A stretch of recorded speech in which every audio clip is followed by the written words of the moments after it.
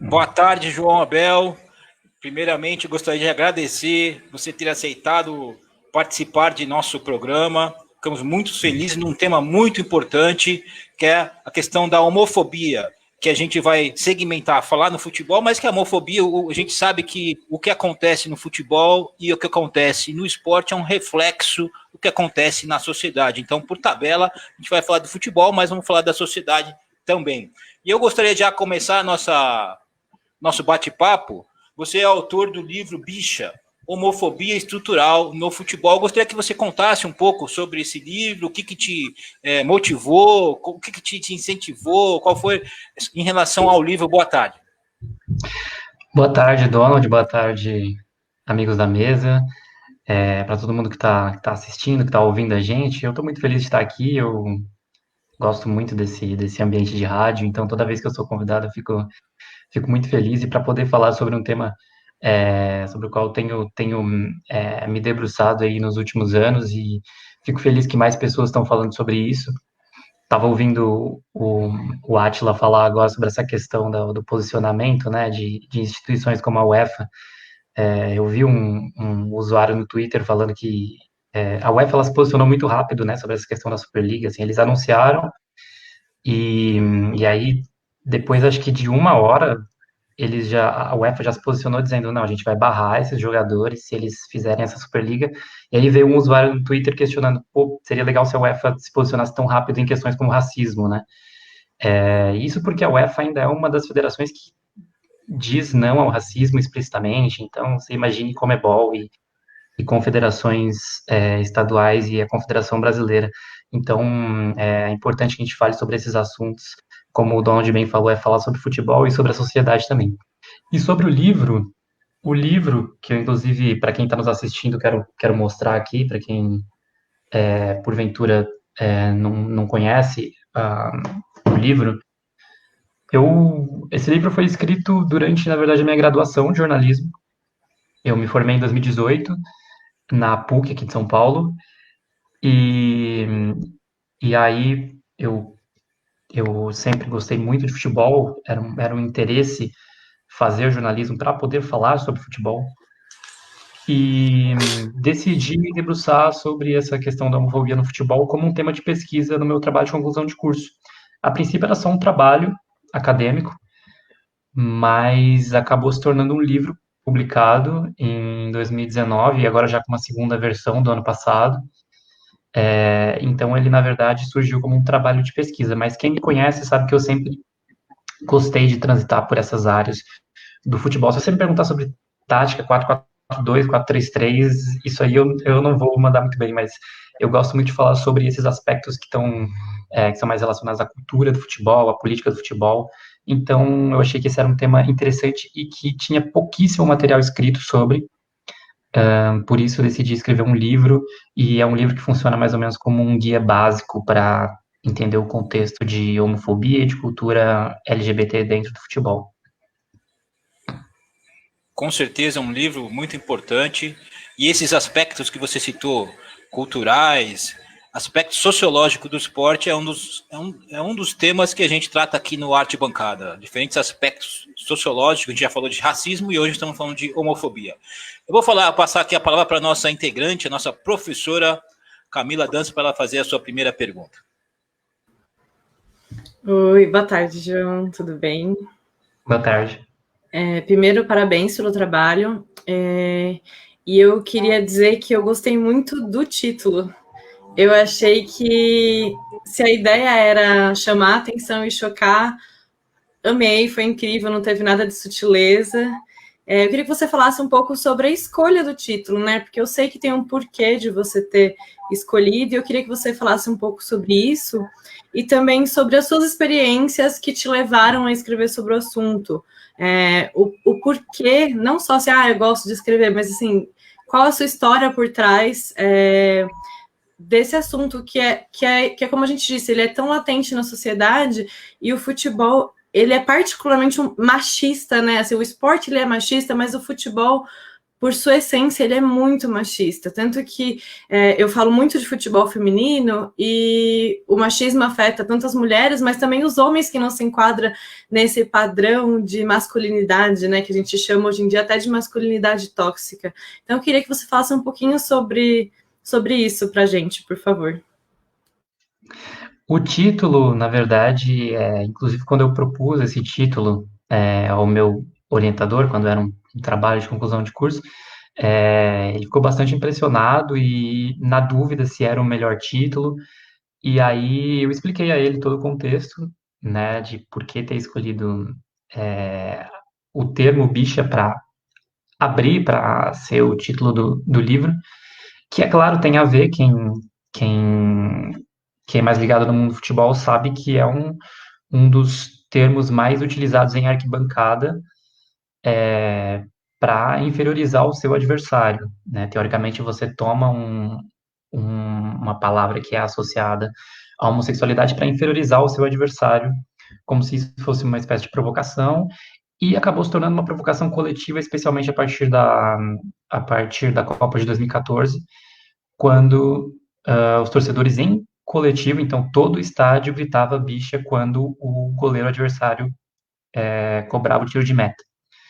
Então eu achei que era um termo importante de ser destacado como título do livro, até porque boa parte das lutas, dos movimentos sociais, seja o movimento LGBT, seja o movimento negro, o movimento de mulheres, boa parte da luta desses movimentos é construída a partir também da apropriação de termos que são utilizados de uma maneira negativa e trazê-los para uma conotação positiva, no sentido de mostrar, olha, esse termo aqui não tem nada de errado com ele. Quem está errado é quem está usando esse termo de uma maneira considerada pejorativa, né? Tanto que vários movimentos fazem isso. O movimento de mulheres, por exemplo, criou uma marcha chamada Marcha das Vadias, para dizer o que, olha, não tem problema nenhum ser vadia na acepção do termo. A mulher, ela tem a opção de ser o que ela quiser, então a gente vai criar essa marcha com esse nome e vamos nos apropriar desse nome. Isso acontece com o movimento negro também, com vários outros tipos de movimento. Então, por isso a escolha do título. E sobre a questão pessoal, tem muito a ver com as minhas experiências pessoais, assim, porque eu frequento estádio e, especialmente, eu sou palmeirense, então frequento muito o estádio do Palmeiras, e especialmente em clássicos contra o São Paulo, por exemplo, que é um time associado a esse estereótipo, a gente vê muita frequência esse tipo de homofobia ocorrer, e não só eu, mas tenho muitos amigos LGBTs que gostam de futebol e que também sofrem com esse preconceito. Então, a ideia era e é dar voz a essas pessoas. Então, tem muito a ver também com essas experiências pessoais minhas e muito mais de pessoas que eu relato no livro. O livro tem muitas entrevistas, muitas histórias. Então, tem muito a ver com isso também. Muito bom, muito bom. Ok, sensacional. Vamos passar aqui para o nosso amigo Átila. Perdão, desculpem.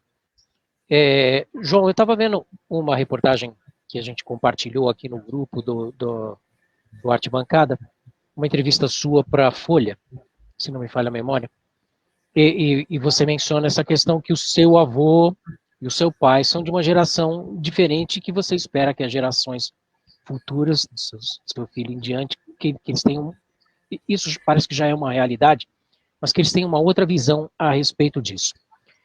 Agora o futebol, como a gente está comentando aqui, é uma espécie de uma vitrine de como é a sociedade.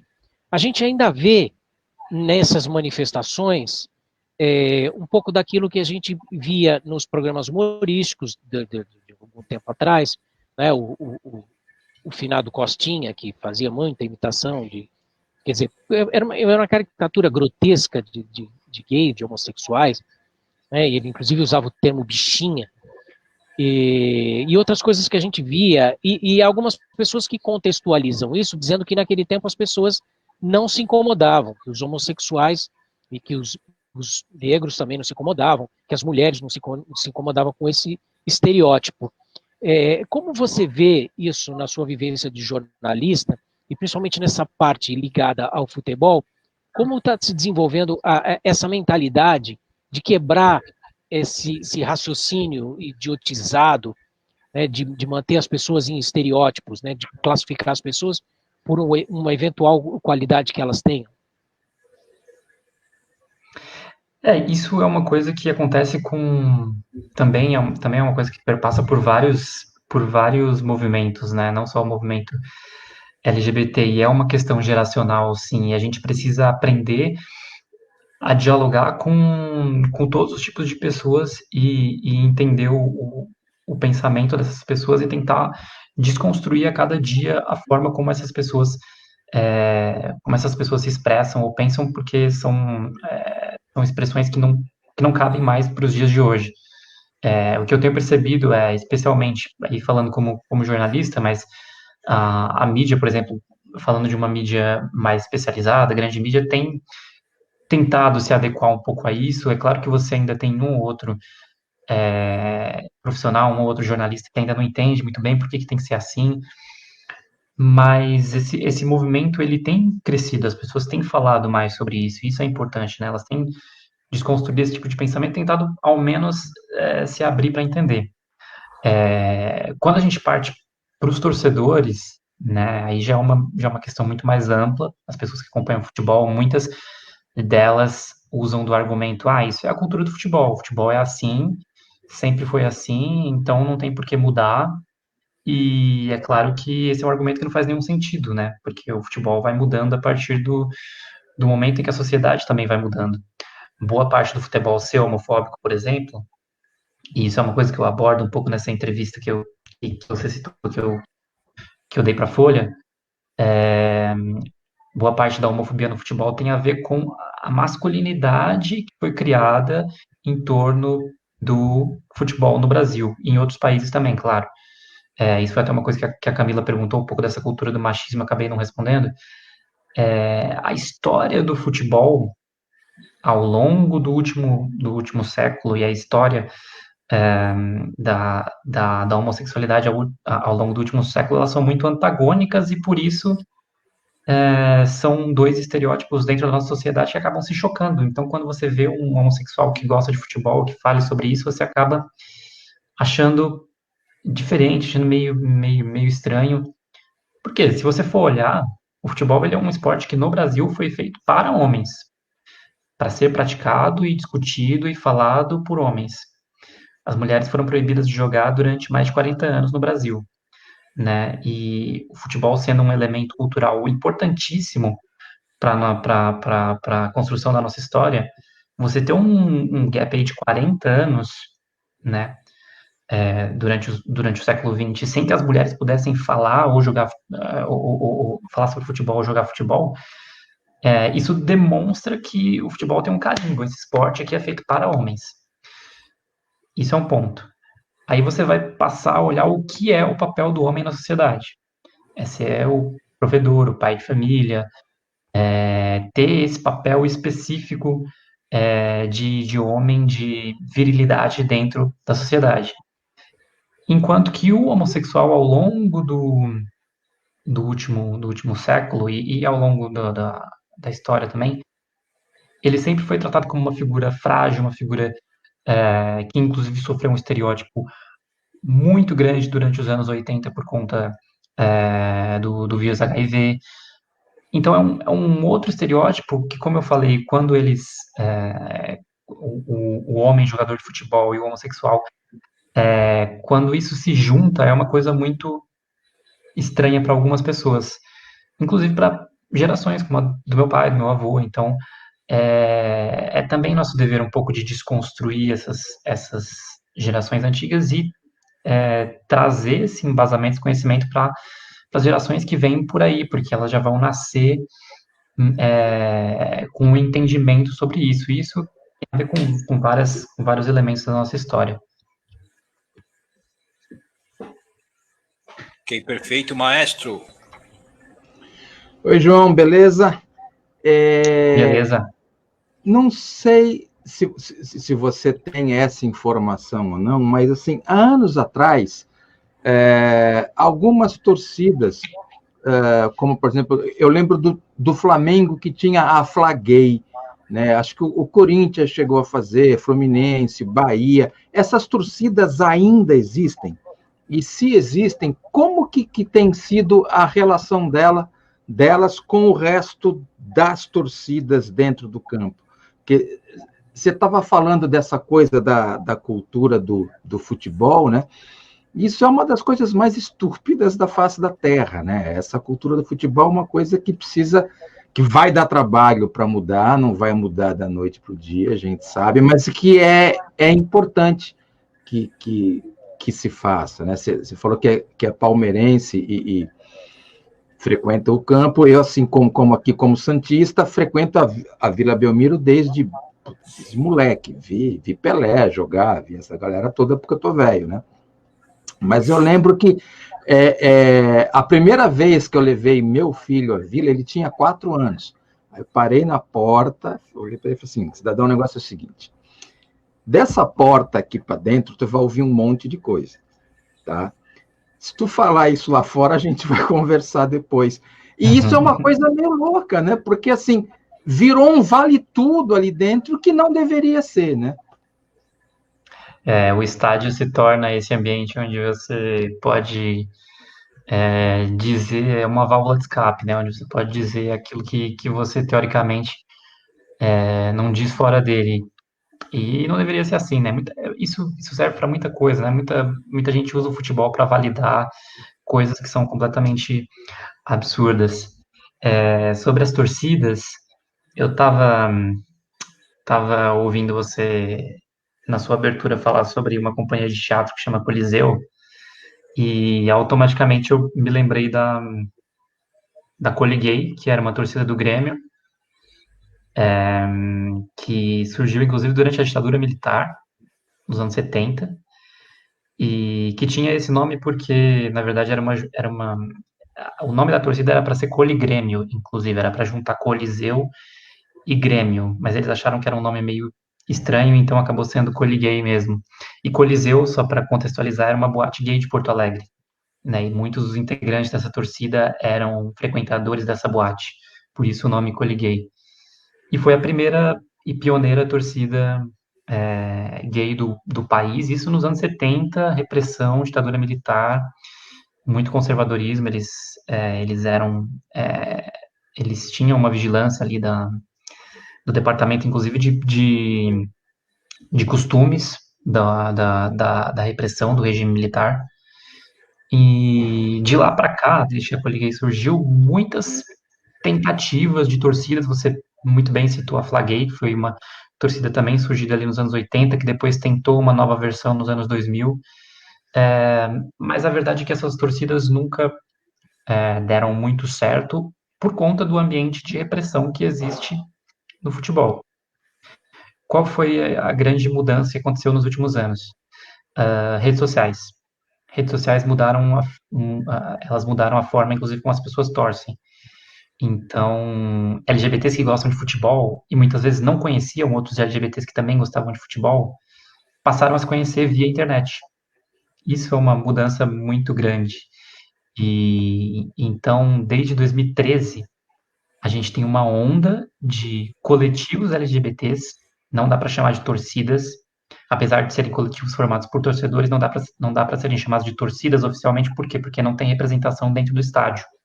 Né? Se eles forem para o estádio e levantarem uma bandeira, olha, eu sou da Palmeiras Livre, que é a torcida do Palmeiras, ou eu sou da Fiel LGBT, que é a do Corinthians, eles vão sofrer repressão. Então, eles não têm esse lugar fixo no estádio. Então, por isso, eu pessoalmente não os chamo de torcidas ou de torcidas organizadas.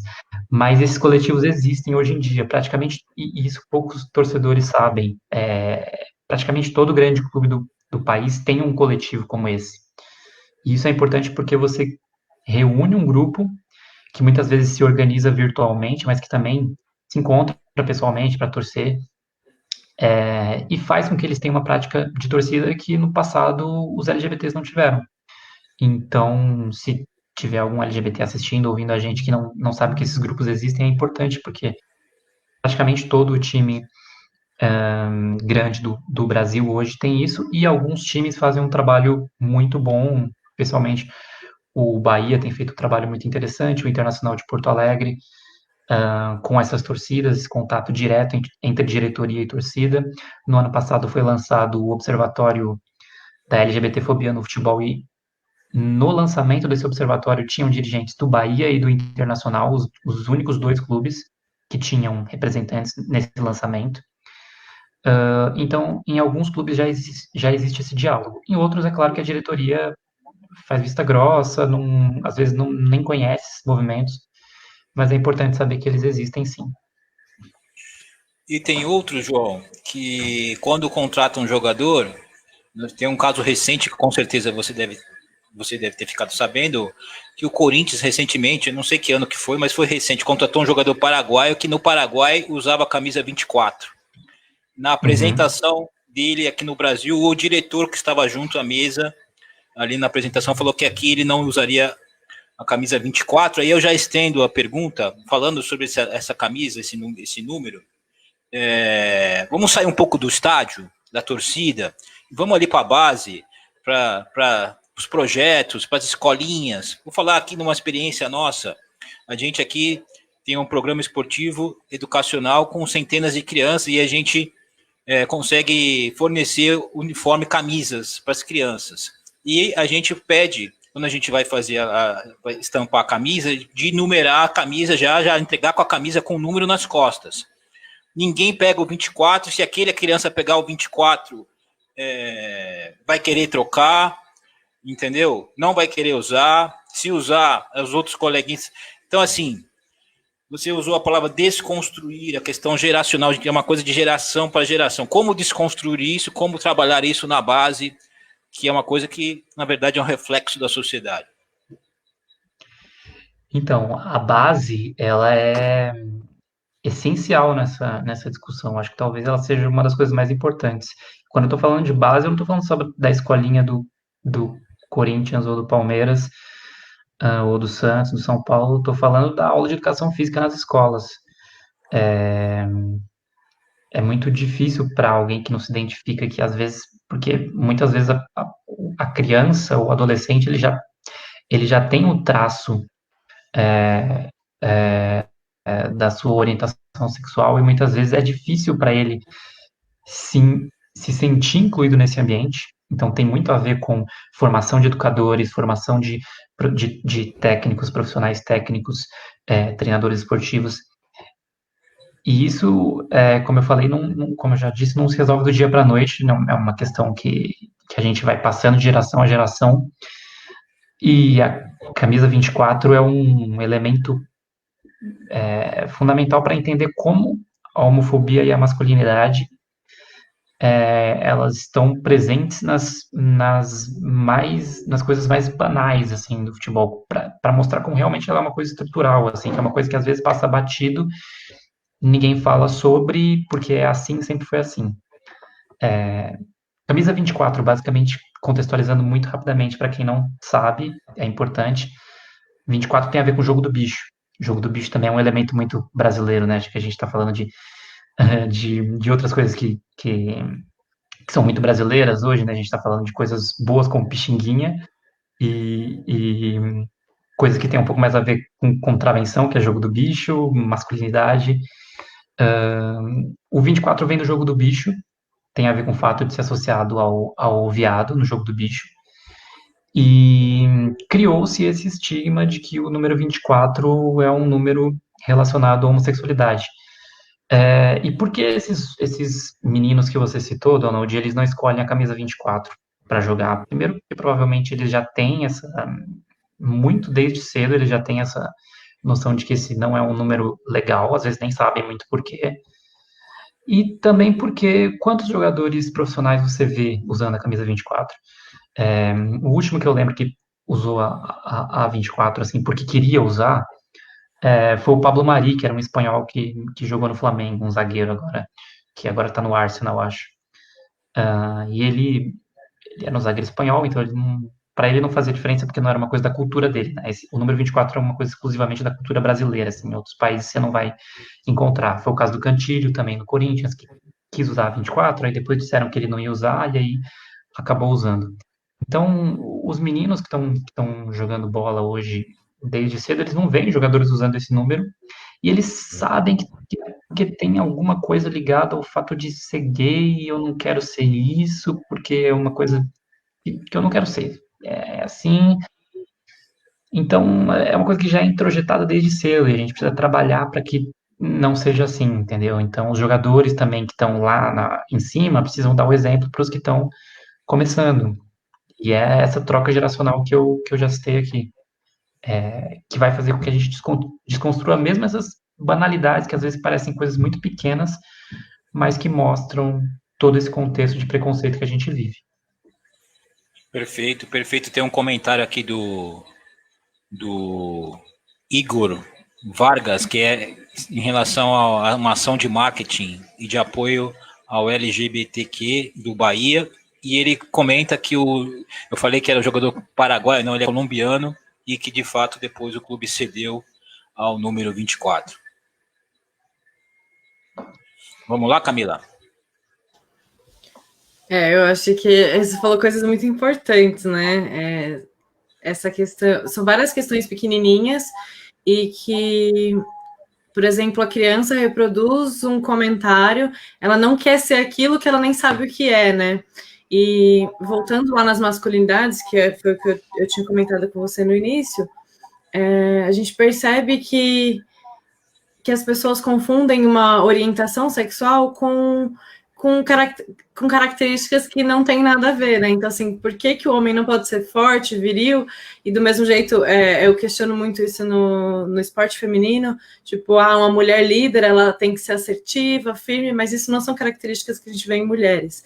Então, esse tipo de comentário, ele tá muito incrustado, né, na nossa cultura. Mas eu queria falar mesmo sobre a estrutura. Você vê ações de confederações, federações, de combate a isso? Quais são essas ações, se você as conhece? Assim, o que tem sido feito para combater esse tipo de crime? As principais ações elas têm vindo de fora para dentro dos clubes e das federações. Então, são esses coletivos de torcedores que eu já citei aqui, o próprio fato da imprensa pautar mais esse assunto também faz com que as pessoas passem a entender isso, mas é importante a gente dizer que já existem muitos clubes no Brasil, e aí eu estou falando de clubes da primeira divisão, clubes do mainstream, né, do futebol profissional, que a gente chama de alto nível, que já entenderam que é importante falar com os torcedores LGBTs. Por exemplo, eu trabalhei durante um ano e meio, um pouco mais de um ano e meio, com o departamento de comunicação do Palmeiras, e esse era um assunto que não era sequer discutido internamente. E hoje, dentro do clube e em outros clubes aqui de São Paulo, sempre que você tem uma data comemorativa ou de luta, você vê que os clubes, por exemplo, fazem posts nas redes sociais direcionados a essas pessoas para dizer, olha, vocês são acolhidos aqui, a gente não tem essa diferença, é clube de todos é o que eles mais usam, né? Esses jargões. Por que isso tem acontecido? Porque, primeiro, está havendo uma pressão de torcedores, esses coletivos, para que os clubes falem mais sobre isso. Segundo, tem a ver com um pouco também de grana também está sempre envolvida, né? A gente está vendo essa história da Superliga Europeia aí. Então, os clubes estão atrás de ter mais torcedores sempre, né? Então, quando eles percebem que, opa, os LGBT sempre foram invisibilizados, eles estão querendo falar sobre futebol, os LGBTs também pagam ingresso, também assinam pay-per-view, também são sócios torcedores, então a gente precisa entender que a gente tem que incluir eles, né? Então, alguns clubes saíram na frente nesse sentido, como eu já citei o Bahia, o Inter, mas desde o ano passado para cá, sempre que a gente tem uma data como é o 17 de maio, por exemplo, que está chegando agora, fiquem atentos, vocês vão ver que vários clubes vão se posicionar, porque o 17 de maio, para quem não sabe, é o Dia Internacional de Luta contra a LGBTfobia. E aí também mais um dado histórico, isso tem a ver com o 17 de maio de 1990, que foi quando a OMS tirou o que eles chamavam de homossexualismo da classificação internacional de doenças. E por isso se tornou uma data especial. Então, prestem atenção no 17 de maio, muitos clubes vão se posicionar. Agora, o que a gente tem que parar e analisar? Se posicionar é suficiente? Ou você precisa mudar a estrutura desses clubes? Isso é que é o ponto central, né? Muitos clubes têm se posicionado, mas quantos têm mudado a estrutura? No Bahia, você tem uma comissão específica para discutir racismo, machismo, homofobia, discriminação, intolerância religiosa, desde as categorias de base. No Internacional, você tem uma diretoria específica de inclusão social, né? O Internacional, inclusive, não sei se até hoje ela ainda está lá, mas tinha uma dirigente trans. Isso é muito disruptivo para o mundo do futebol, né? Uma mulher trans assumir um cargo dentro de um clube. Não consigo imaginar isso, por exemplo, no meu time. Então, quantos clubes têm mudado a sua estrutura? Todos os 20 clubes da Série A são comandados por homens. Inclusive, a gente, enquanto eu faço parte de um coletivo aqui em São Paulo, que é o Coletivo Contra-Ataque, todo ano a gente faz um levantamento de quantos presidentes e treinadores de clubes da Série A são negros. Em geral, todos os presidentes e treinadores são homens e brancos, né? Você tem uma outra exceção, o presidente da Ponte Preta, por exemplo, é um homem negro. Então, também é preciso mudar um pouco essa estrutura, sabe? E aí a gente não tem a ver com ser contra essas pessoas, tem a ver com abrir caminhos para a diversidade, né? Para que o futebol não seja só direcionado a esse tipo específico de pessoa. Só para complementar, assim, você acredita que ações, por exemplo, da CBF sejam importantes, ações punitivas em caso de homofobia, por exemplo, durante um jogo? Você vê algum tipo de movimento da CBF? Porque a gente entende que os clubes são importantes, mas às vezes falta uma pressão de cima, né, para que as coisas aconteçam. Então, existe algum tipo de ação desses órgãos como FIFA e CBF? Não, sem dúvida, sem dúvida. Tanto é que você vê que hoje, ontem começou o Campeonato Brasileiro Feminino. Esse campeonato ele só existe hoje porque existiu uma determinação da Conmebol. Então, provavelmente, existiu alguma pessoa dentro da Conmebol algum dirigente, não sei, algum grupo que parou para analisar e falou, pelo amor de Deus, a gente precisa ter espaço para o futebol feminino, precisa dar visibilidade a isso, então a gente vai ter que obrigar os clubes a terem um clube feminino, vai ter que ser na marra. E, de repente, hoje o futebol feminino é um case, eu vi recentemente que a Globo está negociando pacotes exclusivos de publicidade com o futebol feminino. De repente parece que depois de anos e anos acordaram para ver que, olha, tem público, as pessoas querem assistir. Por que eu estou dizendo isso? Porque realmente essa pressão das confederações é muito importante, né?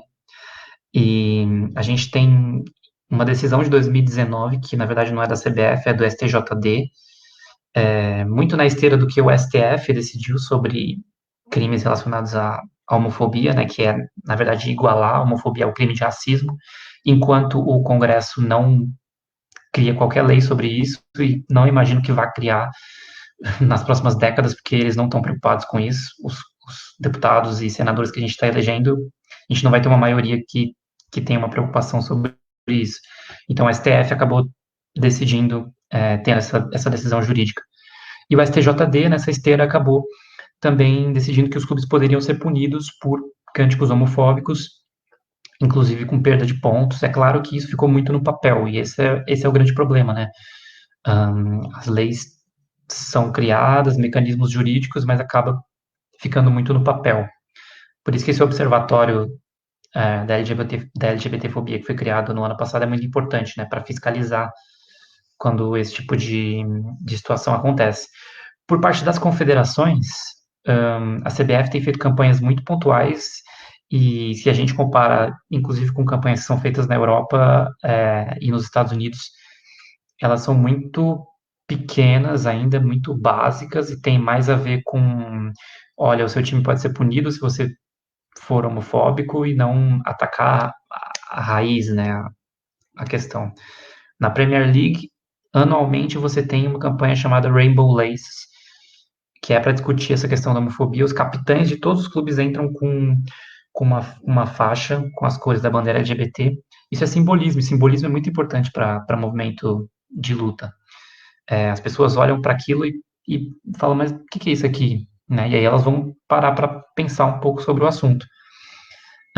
E a UEFA também recentemente lançou um documentário que eu recomendo, está disponível no site da UEFA, que chama Outraged.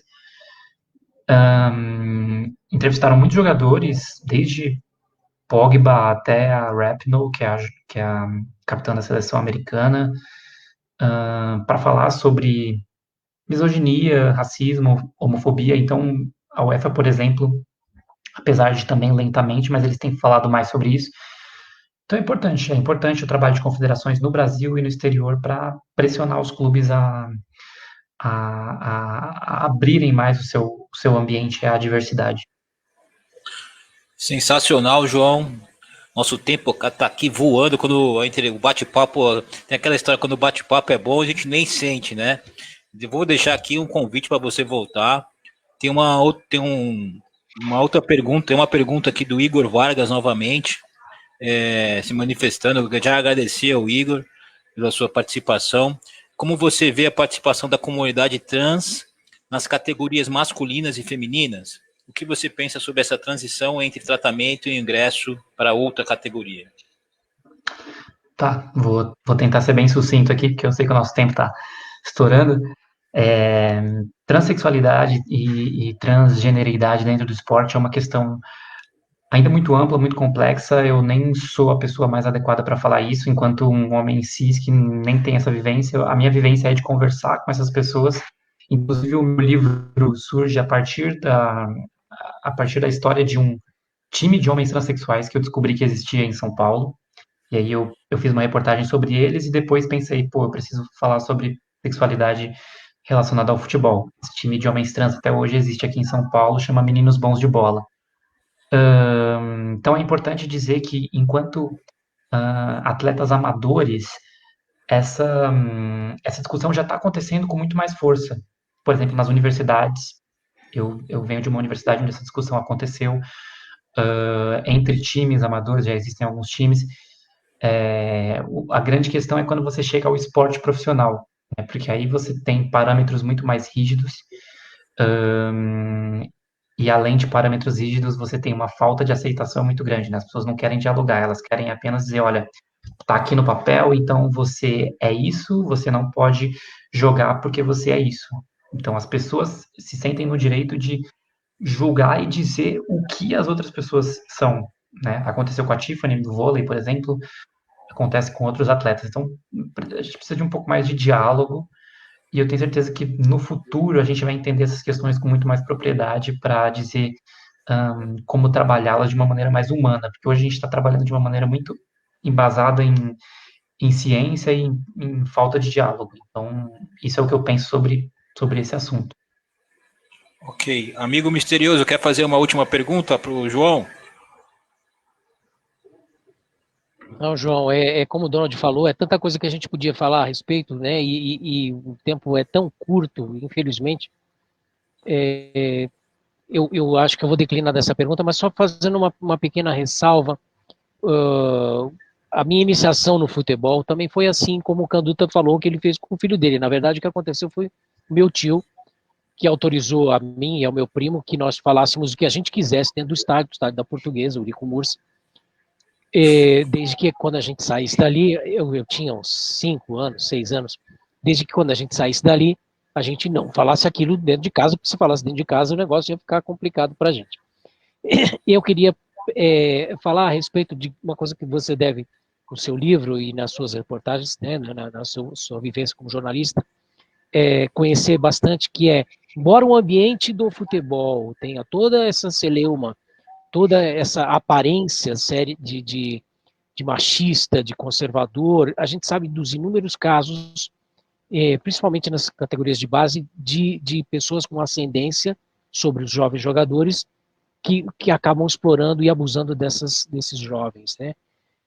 Não creio que seja um tema simples para a gente debater em tão pouco tempo, mas colocando aqui para você essa questão. Você com certeza sabe disso com mais propriedade. Não, isso acontece muito. A gente viu casos, não só no futebol, a gente viu casos na natação recentemente, na equipe brasileira de ginástica, isso acontece muito. E tem, inclusive, tem um vasto material aí jornalístico que foi produzido sobre isso, recomendo matérias que o Breder Pires, por exemplo, que é um jornalista que até recentemente estava no El País, ele se debruça muito sobre esse assunto, então é um assunto que tem sido tratado e que tem a ver também com sexualidade, com essa masculinidade que existe dentro do futebol, né? O fato do homem achar que ele tem o direito sobre os corpos daquelas pessoas pelo fato de ser homem. Então tem a ver com tudo isso que a gente está conversando também, né? Mudar essa estrutura também tem a ver com mudar a estrutura de homofobia que a gente conhece no futebol.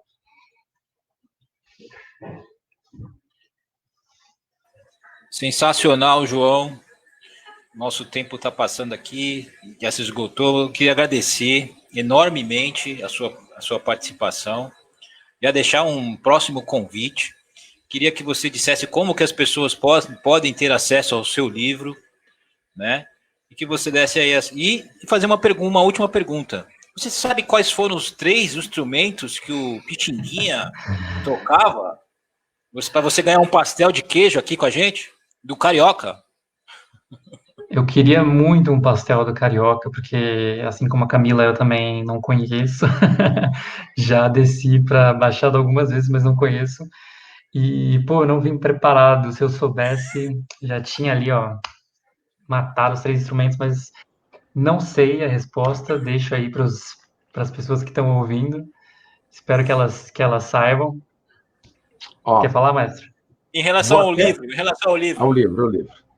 O livro, só para fechar, para quem quiser ler o livro, ele está à venda no site da editora. Inclusive, agradeço muito a editora Primeiro Lugar, que foi quem apostou na publicação do livro.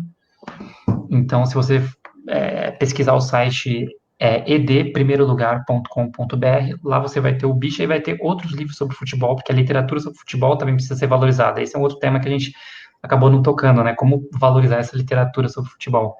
Olha lá, a Camila também está mostrando lá um livro. Eu tô desembalar ele ainda em futebol feminista também, muito legal, gente. A gente precisa ler mais sobre futebol, então recomendo que vocês entrem no site da editora Primeiro Lugar, que é uma das editoras especializadas em futebol no Brasil, e lá vocês vão encontrar o Bicha à venda. Também está disponível em e-book na Amazon, para quem prefere ler no Kindle, ou enfim, esse formato virtual. Então, tanto físico quanto e-book vocês encontram. E também deixo o convite aí, quem quiser conversar sobre o assunto, estou disponível nas redes sociais, no Twitter, no Instagram, só pesquisar por João Abel que vocês vão achar. Eu que sou um leigo da rede social, achei. Então, outras pessoas, né? Lembrar, só dizer essa história aqui, João, eu vi para as pessoas que estão nos acompanhando, eu vi sua entrevista na Folha de São Paulo, eu sou um leitor da Folha. Agora com você, tendo te entrevistado, vou passar também a ler o Estadão para te prestigiar, né? Que você trabalha no Estadão. Mas eu li lá a Folha e falei, pô, eu quero entrevistar o João. E fui à caça do João, no Instagram, LinkedIn, Facebook, até que no Instagram eu consegui lá a resposta. E aqui nós estamos. Que bom que deu certo, Agora, maestro, como é que faz para ganhar esse pastel, mas qual é a resposta? Fala aí pra gente. Eu vou até fazer o seguinte, como o João e a Camila nem são daqui, são de São Paulo, o Carioca é tradição, tal, mas assim, olha o Taigo errando feio aí, mas nós vamos para a ponta da praia comer pastel de polvo, aí sim, pastel de polvo Maquira, que é espetacular. E Pixinguinha começou na flauta, ficou famoso como flautista, né? Quando voltou da França, voltou com um saxofone, foi presente do Guinle, o Guinle que deu dinheiro para ele comprar o saxofone, e logo depois ele acabou meio que perdendo a embocadura da flauta e passou só pro saxofone, Mas tem várias fotos do Pixinguinha tocando piano, que era onde ele fazia os arranjos dele. Então, temos aí a flauta, o saxofone e o piano, e eu vou comer esse pastel sozinho. Você fica passando essas perguntas difíceis, é de propósito que você faz isso, né, Márcio? E eu queria fazer um convite para o João e para todas as pessoas que estão nos acompanhando. No próximo programa, João, dia 26, daqui a uma semana, dia 26 de abril. Você sabe o que acontece? O que se celebra no dia 26 de abril, João? 26 de abril? Não sei, diga lá.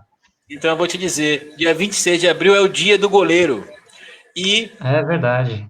E neste dia o tema vai ser profissão goleiro, com nada mais, nada menos, o treinador de goleiros do Santos Futebol Clube, um dos melhores treinadores do mundo, que é o Arzu. Já está fechado com a gente. Espero que ele venha feliz e tranquilo depois de um clássico contra o Corinthians, que, se eu não me engano, domingo é clássico contra o Corinthians. Vamos ganhar do Corinthians, e o Arzu vai chegar mais descontraído aqui. Está feito o convite para você, João. Agradecer mais uma vez. E fica feito um próximo convite para um futuro próximo, você vai retornar aqui. Maravilha, quando vocês quiserem, estamos aí. É isso aí, galera. Desejo a todos e todas uma ótima semana, agradecer. Fiquem em casa se puderem. Usem máscara, álcool em gel, que a coisa não está fácil. Uma ótima semana, um beijo no coração de cada um e cada uma, e até semana que vem. Valeu, um abraço. Tchau, tchau. Valeu, gente. Valeu, boa noite. A Rádio Brasil Atual Litoral é uma realização da Fundação Setaporte, apoio cultural do Sindicato Setaporte.